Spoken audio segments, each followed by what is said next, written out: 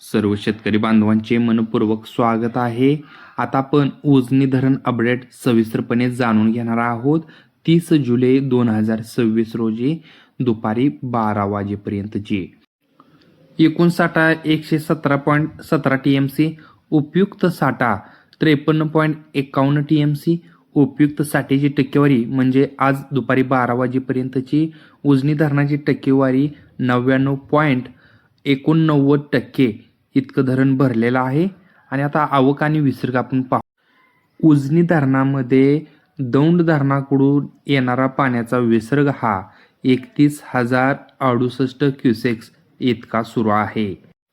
आता आपण उजनी धरणातून सोडलेला विसर्ग पाहूया।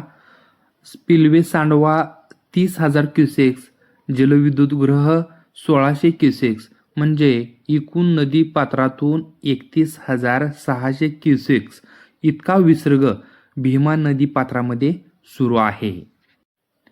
भीमा नदी काठच्या व सखल भागातील नागरिकांना सतर्कतेचा इशारा देण्यात येत असून नदी पात्रात उतरणे, वाहने किंवा जनावरे नेणे टाळावे।